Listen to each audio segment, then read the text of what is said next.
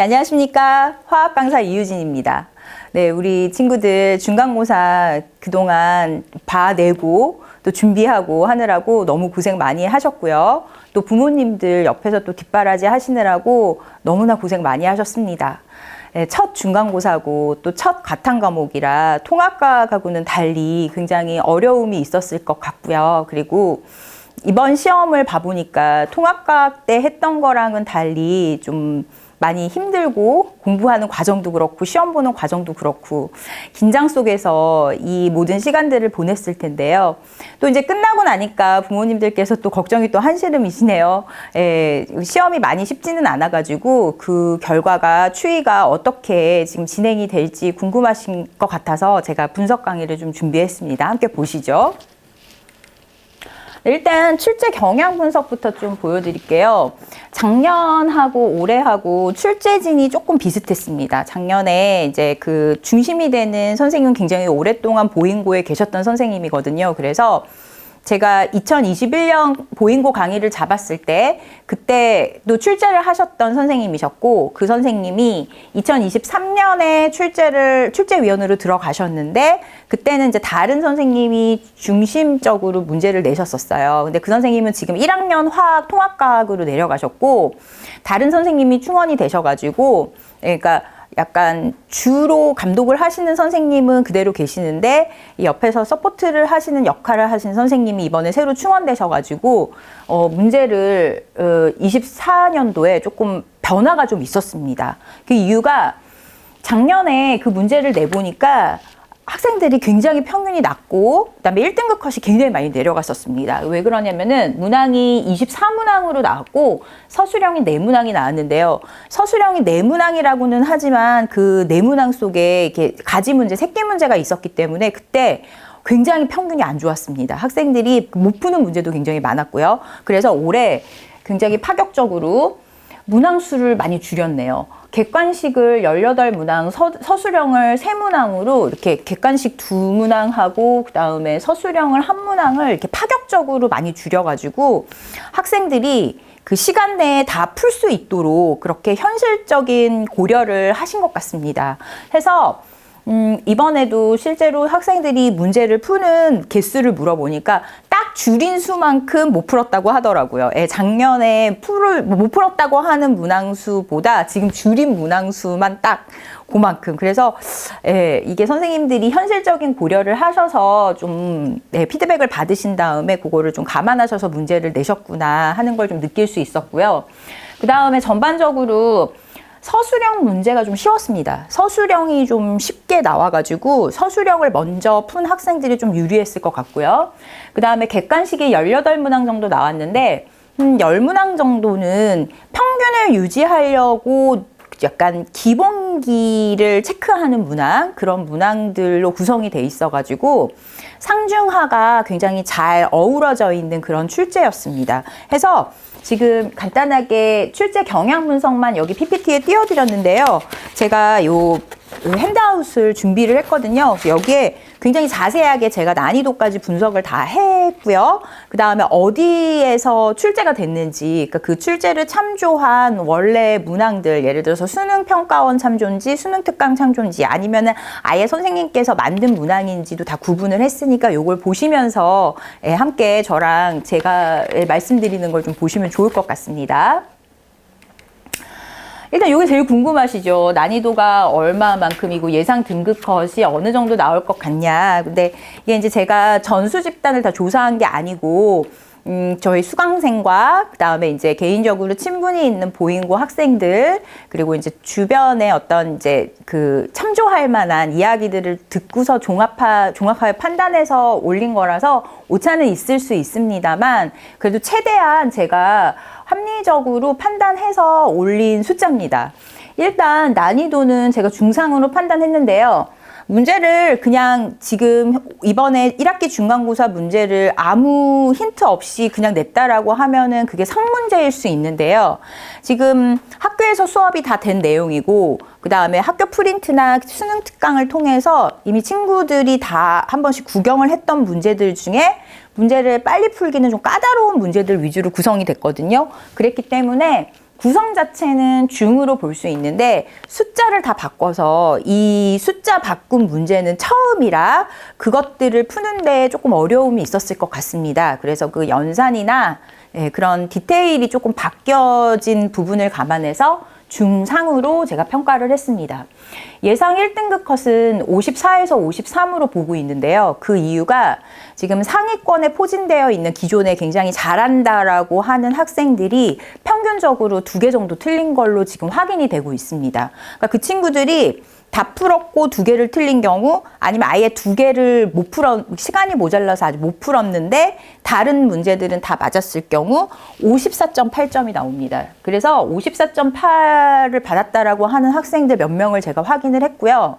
그 다음에 그러니까 그 부류로 하나 딱 끊어지고 그 다음에 그 밑에 부류는 이제 어떤 사연이 있었냐면은 3개를 못 풀고 그러니까 아예 3개를 아예 손을 못 댔고 아니면은 풀었는데 3개를 틀리고 해서 3개 부분에서 좀 끊어지는 부류가 있는데 그 친구들이 그 윗선으로 그러니까 1등급 문을 닫을 것인지에 대해서는 좀 추이를 지켜봐야 될 것 같습니다. 해서 그냥 제 개인적인 사견으로는 2개 정도 틀리면은 1등급에 들어가는 데는 그러니까 일단 이번에 중간고사 등수상으로 1등급의 범위 안에는 좀 들어갈 것 같고요. 3개 틀린 친구들이 지금 굉장히 관건이에요. 그 친구들이 1등급을 문을 닫을 것인가 아니면은 2등급으로 밀려 내려갈 것인가 그거는 좀 지켜봐야 될 것 같은데 어쨌든 한 거칠게 54에서 53으로 일단은 잡았습니다.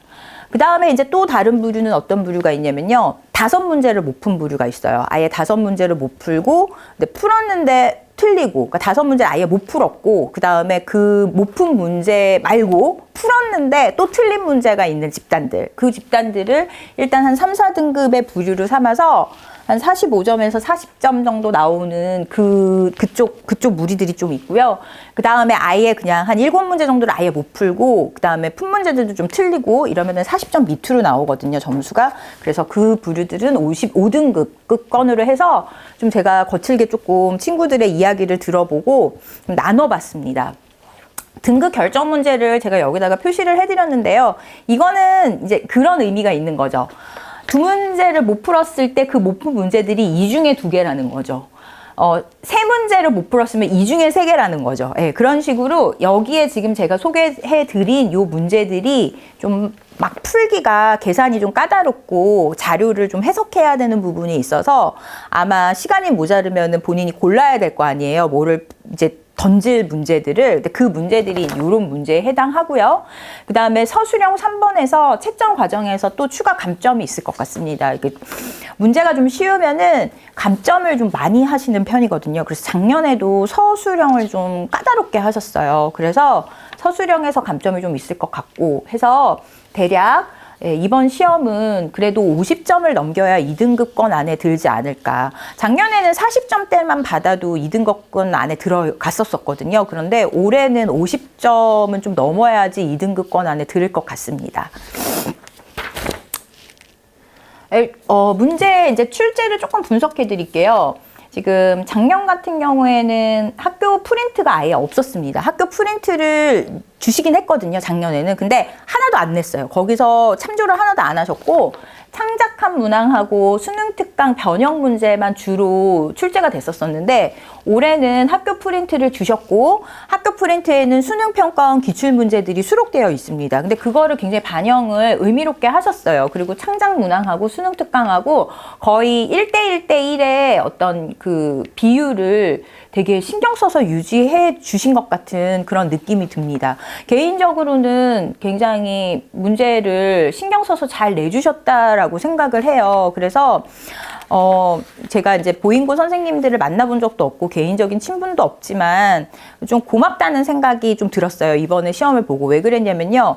학생들을 이제 저는 뭐 비록 사교육기관에서 학생들을 가르치는 입장입니다만 굉장히 가까운 거리에서 밀접하게 아이들하고 상호작용을 하면서 공부를 시키는 사람이잖아요. 그런데 문제를 너무 공부를 열심히 한 것이 소용없게 문제를 내버리면 이 친구들을 계속 데리고 갈 수 있는 에너지가 떨어집니다. 그래서 이 친구들을 계속 이제 거봐 이렇게 공부를 하니까 이렇게 성적이 나오잖아. 그러니까 우리 더 열심히 해보자. 그리고 문제가 이렇게 나온 것들이 나중에 수능에서도 또 나올 수도 있으니까 수능 준비도 되는 거야. 그래서 이거 공부하자 하면서 친구들을 설득을 하면서 이렇게 설득력을 높여서 공부를 해가야 되는데 중간고사 때 공부를 한 게 하나도 안 나오고 소용이 하나도 없는 거예요. 그리고 그러니까 공부를 한 친구랑 안 한 친구가 별로 점수 차가 별로 크지도 않고 심지어 찍어서 맞은 애가 더 점수 잘 나오고 막 이렇게 문제를 내버리면은 제가 친구들하고 같이 공부를 계속 이어나가기가 쉽지 않죠. 그런데 이번에 시험 문제는요. 창작 문항에서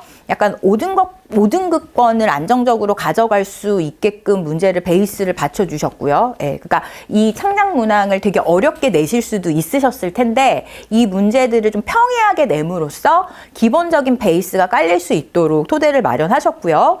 그 다음에 학교 프린트를 나눠주시고 수능 평가원 기출문제를 변형을 하셔서 내셨는데 그 변형한 폭이 거의 요즘 수능 트렌드에 맞춰가지고 변형을 해주셔가지고 이 공부를 함으로써 만약에 화학이 등급이 좀 안 나와가지고 아 나는 정시로 돌려야 되겠다라고 생각하는 그 친구들이 지금 공부하는 이 시간들을 정시에 대비해서 미리 공부한 시간들로 이렇게 버려지는 시간이 아닌 것으로 그렇게 만들어 주셨다라는 점이 좀 특징적입니다. 굉장히 감사하죠. 그 다음에 이제 수능 특강 연계는 원래부터 있을 거라고 말씀을 하셨는데 여기를 조금 까다롭게 내셨어요. 그러니까 숫자를 많이 바꾸셨고 자료는 그대로 주셨는데 계산 과정에서 좀 많이 좀 변수를 만들어내시는 그런 문제를 내셨는데 어쩔 수 없죠.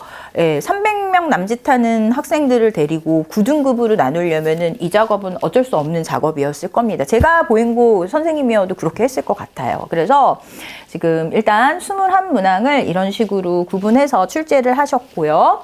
그 다음에 이제 좀 디테일을 좀 살펴볼게요. 일단, 그러니까 이 문제 속에서도 어떤 의미를 갖고 내셨는지 제가 이제 그 보인고 선생님의 입장이 돼서 고민을 했거든요. 또 그거 고민하는 시간이 좀 길었어요. 그래가지고 제가 바로 시험지 받은 그 다음날 아침에 바로 촬영해서 올리려고 그랬는데, 좀 더 문제를 세세하게 살펴보고 좀 들을 게 있는 분석 영상을 좀 만들고 싶어가지고 조금 오래 걸렸습니다. 일단은 첫 번째 그 출제 방향이 이제 두 번째 출제 방향이 연산을 활용한 변별력을 확보하려고 좀 노력하셨던 부분이 보이는 게 어떤 부분이냐면요. 지금 이게 원데이터가 이거예요. 그리고 이게 학교 프린트에 2022학년도 6월 평가원 기출문제를 프린트로 만들어서 주셨거든요. 그래서 이거 공부를 하라고 해서 제가 애들하고 이거 공부를 했어요. 공부를 시키는데 그때는 이렇게 숫자가 굉장히 단촐하죠. 이렇게 숫자가 쉬워 보이는 숫자가 있죠. 한 자릿수 숫자, 두 자릿수 숫자. 근데 이제 요걸 변형한 게 이거거든요. 딱 봐도 변형한 게 좀 느껴지시죠. 보면은 기체, 구성원소, 분자당, 구성원자수 이런 것들이 그대로 나왔는데 보면은 숫자가 세 자리로 늘어났고요. 그리고 굉장히 209? 이런 숫자는 좀 어색하죠. 그죠? 209는 좀 어색해서 이 209라고 하는 숫자가 이제 우리 친구들이 좀 보는 순간 낯선 숫자인 거예요. 그러면 이제 이게 무엇을 의미하냐? 연산이 잘 안 될 거라는 느낌이 오는 거죠. 근데 여기에 선생님이 힌트를 주셨어요. 19. 그래서 이 숫자들의 계산 과정에서 19의 배수의 숫자들을 넣어주셨어요. 그래서 요거를 조금 눈치 빠르게 19를 빨리 포착하고 나서 19의 배수로 뭔가 약분을 막 해가면은 간단한 숫자로 가거든요. 그런데 그걸 포착을 못한 친구들은 이제 요 큰 자릿수를 계산을 막 하는 과정에서 연산으로 시간을 많이 소모했을 거고 그것 때문에 이제 그 답을 고르지도 못한 채 그냥 시간만 소모하고 틀린 그런 지금 사연을 갖고 있는 문제가 됐을 수도 있겠다라는 그런 느낌을 받았습니다. 제가 이거를 이제 풀어보면서. 두 번째는 뭐냐면요. 실수를 유도한 변별력 확보 문제를 하나 내셨다라는 느낌인데요. 그게 뭐냐면은 이 문제가 2024학년도 6월 평가원 그러니까 작년 6월 평가원 기출문제거든요. 근데 그거를 그대로 좀 응용해가지고 요걸로 문제를 바꿔서 내셨는데 여기 보시면은 용액의 밀도가 그램 퍼 밀리리터로 되어 있고요. 그 다음에 요 몰롱도를 가져가는 부분에서 부피에 대한 언급이 없잖아요. 그런데 여기 부피에 대한 언급이 있거든요. 그런데 여기 부피는 밀리리터 단위고 여기 부피는 리터 단위예요. 그러니까 이게 단위가 바뀌었죠. 근데 지금 여기 숫자를 여기 이 밀도하고 부피를 곱해가지고 뭔가 계산이 중간에 들어가야 되는데 이거를 리터를 확인을 못하고 밀리리터인 줄 알고 이거를 밀리리터로 바꾸지 않고 그냥 계산에 들어간 학생들은 아마 다 틀렸을 것 같거든요. 이게 18번 문제인데 이게 실수를 유도해가지고 또 변별력을 하나 확보하려고 그러니까 되게 크게 뭔가 막 아주 엄청난 그런 문제 굉장히 막 손도 못 대는 문제는 아니지만 이런 간단한 단순한 작업에 부주의함으로 변별이 쫙 되는 거죠. 그래서 이거는 아마 친구들이 자기네가 그러니까 우리 보잉고 친구들이 시험을 보는 동안에 자신에서 맞았다고 생각한 그런 문제였을 텐데 이게 이제 틀리고 나서 좀 멘탈이 나갔을 것 같아요. 이런 문제들의 특징이 뭐냐면요. 이거를 밀리리터로 안 고치고 그냥 계산을 해도 답이 있어요. 여기 고를 답이 보기 그러니까 1, 2, 3, 4, 5번 중에 답이 존재하고 있기 때문에 거기 그대로 넘어가서 이 문제가 고난도 문제도 아님에도 불구하고 얘가 변별력을 갖춘 문제가 이제 돼버릴 수 있다라는 거죠. 그 다음에 이제 네 번째는요. 수능에 기출되는 문제, 요즘에 이게 좀 유행이거든요. 2022학년도 수능 기출이고 이걸 학교 프린트에 선생님이 올려주셨는데요. 이런 유형들이 지금 계속 수능에 계속 끊임없이 지금 출제가 되고 있어요. 이 문제가. 그러면은 이 문제를 맞추기 위해서 우리 친구들이 비슷한 문제들을 공부를 했을 거잖아요. 근데 그 공부를 하는 과정 중에 이제 실제 수능 트렌드 공부도 같이 병행되고 있는 그런 학습 효과가 있었던 거죠. 근데 그런 부분은 굉장히 감사해요. 왜냐하면은 우리 친구들이 자사고를 오는 이유 중에 하나가 면학 분위기가 좋은 학교를 오고도 싶었지만 만약에 이게 그 학종이 좀 잘 안 됐을 때 정시 대비가 같이 되는 약간 문제도 좀 어렵고 좀 공부를 많이 시켜주는 학교에 오고 싶어서 온 거잖아요. 그런데 학교 시험 문제가 수능하고 약간 연계성이 좀 강하다라고 하면은 학교 공부를 하면서 수능 준비가 같이 이루어지고 있을 수 있으니까 그런 것들을 감안해서 이렇게 문제를 출제해 주시면 우리 친구들이 공부를 이중으로 안 해도 되는 거죠. 그러니까 3학년 때 2학년 때 내신용 공부 따로 하고 3학년 때 수능용 공부 따로 하고 이거 굉장히 시간적으로 허비되는 요소가 많거든요. 근데 그런 것들을 지금 학교 시험을 준비하면서 이런 것들을 공부하게 함으로써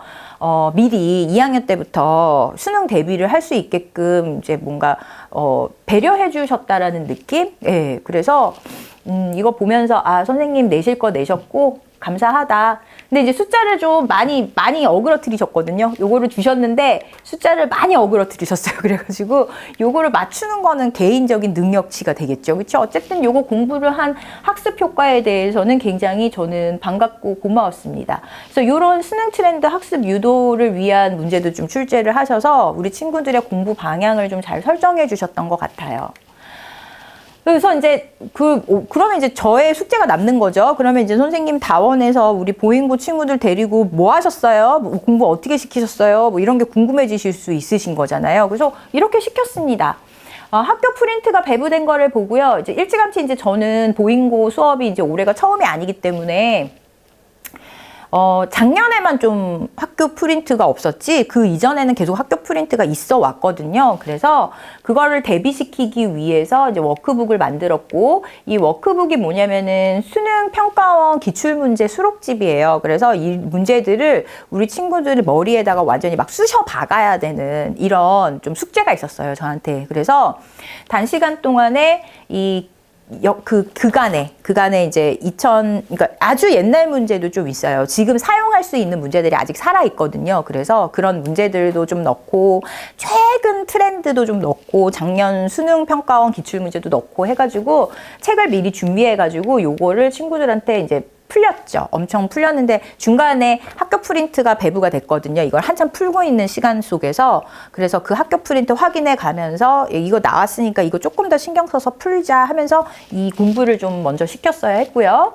그 다음에 이제 출제 방향의 또 한 축이 또 뭐냐면요. 기본 문제 출제가 나왔어요. 이건 이제 학교 선생님께서 창작하셔서 만든 문항이거든요. 그런데 이 문항이 이제 중요성이 뭐냐면요.